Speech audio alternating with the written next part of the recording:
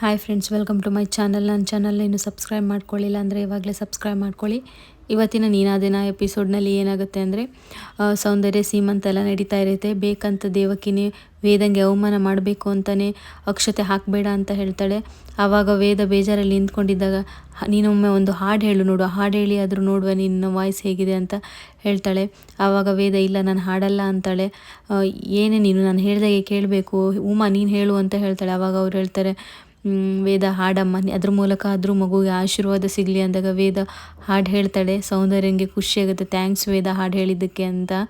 ದೇವಕ್ಕೆ ಹೇಳ್ತಾಳೆ ನಿನ್ನ ಕರ್ಮದ ವಾಯ್ಸ್ ನೋಡಿ ಇಷ್ಟು ದಿನ ಬೇಜಾರಾಗಿತ್ತು, ಚಂದ ಹಾಡು ಹೇಳಿದೆಯಾ ಅಂತ ವೇದಂಗೆ ಅವಮಾನ ಮಾಡ್ತಾಳೆ. ವೇದ ಬೇಜಾರಿಂದ ರೂಮೊಳಗೆ ಹೋಗಿ ಕೂತ್ಕೊಂಡು ಅಳ್ತಾ ಇರ್ತಾಳೆ. ಈ ಕಡೆ ವಿಕ್ರಮ್ ಹೊರಗಡೆ ಒಬ್ಬನೇ ವೇದ ಅವಳು ಬಳೆ ಇಟ್ಕೊಂಡು ನೋಡ್ತಾ ಇರ್ತಾನೆ. ಅಷ್ಟರಲ್ಲಿ ಅವನ ಫ್ರೆಂಡ್ಸು ಅಣ್ಣ ಎಲ್ಲ ಬಂದುಬಿಟ್ಟು ವಿಕ್ರಮ್ ಏನು ನೀನು ಈ ಬಳೆ ಇಟ್ಕೊಂಡು ನೋಡ್ತಾ ಇರ್ತೀಯ, ಆ ಮುಂಗಾರು ಮಳೆ ಫಿಲ್ಮಲ್ಲಿ ಗಣೇಶ್ ಮೊಲ ಹಿಡ್ಕೊಂಡಿದ್ದಾಗೆ ನೀನು ಇದೊಂದು ಬಳೆ ಇಟ್ಕೊಂಡು ಯಾವಾಗಲೂ ಯೋಚನೆ ಮಾಡ್ತಾ ಇರ್ತೀಯ, ಬಳೆ ಬಿಸಾಕು ಅಂತ ಕೈ ಹಿಡ್ಕೊಂಡು ಬಳೆ ಬಿಸಾಕಕ್ಕೆ ಹೋಗ್ತಾನೆ. ಆವಾಗ ವಿಕ್ರಮ್ ಸಿಟ್ಟು ಮಾಡಿಕೊಂಡು ಎದ್ದು ಅವನ ಕೈ ಹಿಡ್ಕೋತಾನೆ.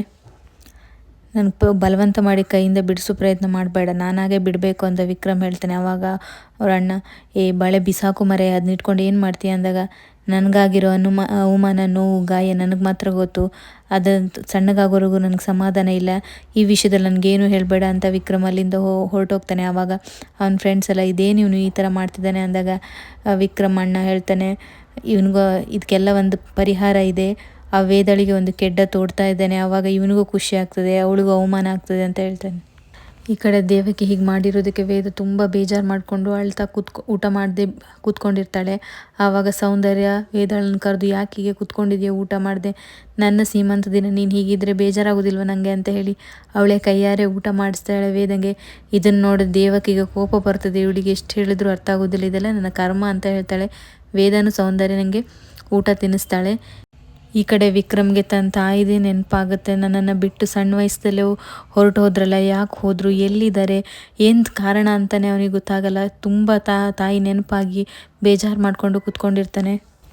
ಈ ಕಡೆ ವೇದ ಮತ್ತು ಅವ್ರ ತಂದೆ ಅಂಗಡಿಯಲ್ಲಿ ವ್ಯಾಪಾರ ಜೋರಾಗಿ ನಡೀತಾ ಇರುತ್ತೆ. ನವರಾತ್ರಿ ಹಬ್ಬದ ದಿನ ತುಂಬ ಜನ ಕಸ್ಟಮರೆಲ್ಲ ಬಂದು ತುಂಬ ಲಾಭ ಬಂದಿರುತ್ತೆ. ಆವಾಗ ವೇದ ಅವ್ರ ತಂದೆ ಇಷ್ಟೊಂದು ದುಡ್ಡು ಬರುತ್ತೆ ಅಂತ ಎಣಿಸ್ಕೊಂಡಿರಲಿಲ್ಲ ಅಂದಾಗ ವೇದ ದೇವರು ನಮ್ಮನ್ನು ಕಾಪಾಡ್ತಾನೆ ಪಾಪ, ಒಂದಲ್ಲ ಒಂದು ರೀತಿ ಸಹಾಯ ಮಾಡ್ತಾನೆ ಅಂತ ಹೇಳ್ತಿರ್ತಾಳೆ. ಅಷ್ಟರಲ್ಲಿ ಒಬ್ಬರು ಕಸ್ಟಮರ್ ಬರ್ತಾರೆ ಕಾಪುವಿಂದ, ನಮಗೆ ನಾಡಿದ್ದೊಂದು ಹುಲಿ ವೇಷ ಉಂಟು, 500 ಹುಲಿಗಳನ್ನ ಇಳಿಸ್ತೇವೆ, ಅದಕ್ಕೆಲ್ಲ ಪೇಂಟು ಹುಲಿ ವೇಷದ ಬಟ್ಟೆ ಎಲ್ಲ ಬೇಕಾಗ್ತದೆ ಅಂತ ಹೇಳ್ತಾರೆ. ಆವಾಗ ಇವರಿಗೆ ಖುಷಿಯಾಗುತ್ತೆ. ಯಾವಾಗ ಬೇಕು ಅಂತ ವೇದ ಕೇಳ್ತಾಳೆ. ನಾಳೆನೇ ಆದರೆ ಒಳ್ಳೆಯದು, ನಾಳೆ ಬೆಳಿಗ್ಗೆ ಅಂತ ಹೇಳ್ತಾರೆ. ಸರ್ ಅಷ್ಟೊಂದು ನಮ್ಮಲ್ಲಿಲ್ಲ, ನಾವು ಬೇರೆ ಕಡೆಯಿಂದ ತರಿಸಿ ಕೊಡಬೇಕು, ಸ್ವಲ್ಪ ಸಮಯ ಬೇಕು ಅಂತಾರೆ. ಆವಾಗ ಅದೆಲ್ಲ ಆಗೋದಿಲ್ಲ, ನಮಗೆ ನಾಡಿದ್ದೇ ಇರುವುದರಿಂದ ನಮಗೆ ಕೊಡೋದಾದರೆ ಒಟ್ಟಿಗೆ ಕೊಟ್ಟು ಬಿಡಿ ಅಂತ ಹೇಳ್ತಾರೆ. ಆಗ ವೇದ ಅವರ ತಂದೆ ಸರ್ ಪ್ರಯತ್ನ ಮಾಡ್ತೇವೆ ಅಂತಾರೆ. ಆವಾಗ ವೇದ ಸರ್ ಸ್ವಲ್ಪ ಅಡ್ವಾನ್ಸ್ ಕೊಡಬೇಕಾಗ್ತದೆ, ಆಮೇಲೆ ನೀವು ತೊಗೊಂಡು ಹೋಗ್ತೀವಿ ಅಂತ ಹೇಳಿ ಬಂದು ತೊಗೊಂಡು ಹೋಗಲಿಲ್ಲ ಅಂದರೆ ನಮಗೆ ಲಾಸ್ ಆಗುತ್ತೆ ಅಂತಾರೆ. ಆವಾಗ ಅವರು ಅಡ್ವಾನ್ಸ್ ಎಲ್ಲ ಕೊಡಲಿಕ್ಕೆ ಆಗೋದಿಲ್ಲ, ಒಟ್ಟಿಗೆ ಎಲ್ಲ ಒಟ್ಟು ಹಣ ಕೊಡ್ತೇನೆ ಅಂತ ಹೇಳ್ತಾರೆ. ಆಗ ವೇದ ಅವ್ರ ತಂದೆ ಬಿಡಮ್ಮ ವೇದ, ನಾವು ಇನ್ವೆಸ್ಟ್ ಮಾಡಿದರೆ ತಾನೇ ನಮಗೆ ಲಾಭ ಬರೋದು, ಅವ್ರು ನೋಡಿದರೆ ಒಳ್ಳೆಯವ್ರ ಥರ ಅನ್ನಿಸ್ತಾರೆ, ಅವರು ಬಂದು ತಗೋತಾರೆ, ನಾವು ತರಿಸುವ ಅಂತ ಹೇಳ್ತಾರೆ. ಆವಾಗ ಇಲ್ಲ ಪಾಪ ನಿಮಗೆ ಗೊತ್ತಾಗೋದಿಲ್ಲ, ನಾಳೆ ನಾವೆಲ್ಲ ತರಿಸಿ ಅವರು ಇನ್ನು ಬರಲಿಲ್ಲ ಅಂದರೆ ನಮಗೆ ಲಾಸ್ ಆಗೋದಿಲ್ವಾ, ನಮ್ಮ ಹತ್ರ ಗಂಟುಂಟಂತ ನಾವು ನಕ್ಷತ್ರಕ್ಕೆ ಕೈ ಚಾಚಬಾರ್ದಲ್ವಾ, ಇರುವುದರಲ್ಲೇ ಖುಷಿಯಾಗಿರಬೇಕು, ನಾಳೆ ನಮಗೆ ಮೋಸ ಆದರೆ ಅಂತ ಹೇಳ್ತಾರೆ. ಆವಾಗ ಕಸ್ಟಮರ್ ನೋಡಿ ನಿಮ್ಮಿಷ್ಟ, ತರಿಸಿ ಕೊಡೋದಾದರೆ ತರಿಸಿಕೊಡಿ, ದುಡ್ಡು ಒಟ್ಟಿಗೆ ಕೊಡ್ತೇನೆ, ಅಡ್ವಾನ್ಸ್ ಎಲ್ಲ ಕೊಡ್ಲಿಕ್ಕೆ ಆಗೋದಿಲ್ಲ, ಇಲ್ಲಾಂದರೆ ನಾನು ಬೇರೆ ಅಂಗಡಿಗೆ ಹೋಗ್ತೇನೆ ಅಂತ ತನ್ನ ವಿಸಿಟಿಂಗ್ ಕಾರ್ಡನ್ನು ವೇದ ಅವ್ರ ತಂದೆಗೆ ಕೊಡ್ತಾರೆ. ಇದೆಲ್ಲಂದು ವೀರಂದೇ ಪ್ಲ್ಯಾನ್ ಆಗಿರ್ತದೆ. ಆ ಕಸ್ಟಮರ್ನನ್ನು ಕಳಿಸಿರೋದು ವೀರನೇ ಆಗಿರ್ತಾನೆ. ಬೇಕಂತಾನೆ 500 ಹುಲಿದು ವೇಷದ ಆರ್ಡ್ರ್ ಕೊಡಿಸಿ ಅವರು ಇನ್ವೆಸ್ಟ್ ಮಾಡಿ ಅವರಿಗೆ ಲಾಸ್ ಆಗಲಿ ಅಂತ, ಹೀಗೆ ಅವಮಾನ ಆಗಲಿ ಅಂತ ವೀರ ಹೀಗೆ ಮಾಡಿರ್ತಾನೆ. ದೇವಕಿಯ ಮಾತು ಕೇಳಿಕೊಂಡು ವೀರ ಅವನ ಹತ್ರ ಕೇಳ್ತಾನೆ, ಅವರೆಲ್ಲ ನಂಬಿದ್ರೆ ನಿನ್ನನ್ನು ಆರ್ಡರ್ ತೊಗೊಳ್ತಾರ, ನಂಬಿಕೆ ಉಂಟಾ ನಿನಗೆ ಅಂತ. ಹೌದು, ವೇದ ಅವರ ತಂದೆ ಇದರಿಂದ ಲಾಭ ಮಾಡುವ ಒಂದು ಪ್ಲ್ಯಾನಲ್ಲಿದ್ದಾರೆ, ಅವರು ನನ್ನ ವಿಸಿಟಿಂಗ್ ಕಾರ್ಡನ್ನು ತೊಗೊಂಡಿದ್ದಾರೆ, ನನ್ನ ನಂಬರನ್ನು ತೊಗೊಂಡಿದ್ದಾರೆ, ಅವರೇ ಕಾಲ್ ಮಾಡ್ತಾರೆ ನೋಡಿ ಅಂತ ಹೇಳ್ತಾನೆ. ಈ ಕಡೆ ವೇದ ಅವ್ರ ತಂದೆ ಒಬ್ಬರು ಯೋಚನೆ ಮಾಡ್ತಾ ನಿಂತಿರ್ತಾರೆ. ಆವಾಗ ವೇದ ಬಂದು ಪಾಪ ಏನು ಯೋಚನೆ ಮಾಡ್ತಿದ್ದೀರ ಅಂದಾಗ ಅದೇ ಆ ಕಸ್ಟಮರ್ ಬಗ್ಗೆ ಅದೊಂದು ಆರ್ಡರ್ ನಮ್ಗೆ ಸಿಕ್ಕಿದರೆ ತುಂಬ ಒಳ್ಳೆ ಆಗ್ತಿತ್ತು ಅಂತ ಹೇಳ್ತಾರೆ. ಆವಾಗ ವೇದ ಅಪ್ಪ ಬಂಡೆ ಅಷ್ಟು ಶಕ್ತಿ ಇದೆ ಅಂತ ನಾವು ಬೆಟ್ಟದಷ್ಟು ಆಸೆ ಪಡಬಾರ್ದು, ನಮ್ಮ ಶಕ್ತಿಯಷ್ಟೇ ನಾವು ಮಾಡಬೇಕಲ್ವ, ಒಂದು ವೇಳೆ ಅವನು ಬರೆದಿದ್ದರೆ ನಾವು ಇನ್ವೆಸ್ಟ್ ಮಾಡಿದ್ದೆಲ್ಲ ಹೋಗ್ತದೆ, ನಮ್ಮ ಇಡೀ ಅಂಗಡಿ ಕತೆ ಮುಗೀತು ಅಲ್ವಾ ಪಪ್ಪ ಅಂತಾರೆ. ಅಲ್ಲಮ್ಮ, ಒಂದು ವೇಳೆ ಆರ್ಡರ್ ಸಿಕ್ಕಿದರೆ 4 ತಿಂಗಳಿಗೆ ನಮಗೆ ಏನು ತೊಂದರೆ ಇಲ್ಲ ಅಂತ ಹೇಳ್ತಾರೆ. ಆವಾಗ ವೇದ, ಅಪ್ಪ ಒಂದು ಗಾದೆ ಮಾತಿಲ್ವಾ, ಆಕಾಶಕ್ಕೆ ಏಣಿ ಹಾಕಬಾರ್ದು ಅಂತ, ನಮಗೆ ಎಷ್ಟಿದೆಯೋ ನಾವು ಅಷ್ಟರಲ್ಲೇ ಇರುವ, ಸುಮ್ಮನೆ ರಿಸ್ಕ್ ಯಾಕೆ ತೊಗೊಳ್ಳೋದು ಅಂದಾಗ, ನಿನಗೆ ಗೊತ್ತಿಲ್ವೇನಮ್ಮ ಧೈರ್ಯಂ ಸರ್ವತ್ರ ಲಕ್ಷಣಂ ಅಂತ. ನಾವು ಧೈರ್ಯ ಮಾಡದೆ ಹೆಜ್ಜೆನೇ ಮುಂದಿಟ್ಟಿಲ್ಲ ಅಂದರೆ ಆ ದೇವ್ರು ಹೇಗೆ ನಮಗೆ ಸಹಾಯ ಮಾಡ್ತಾನೆ. ನನಗೇನೋ ಅದು ಆರ್ಡರ್ ನಮಗೆ ಸಿಗ್ತದೆ, ಅದರಿಂದ ನಮಗೆ ಒಳ್ಳೆಯದೇ ಆಗ್ತದೆ ಅಂತ ಹೇಳ್ತಾರೆ ವೇದಂಗೆ.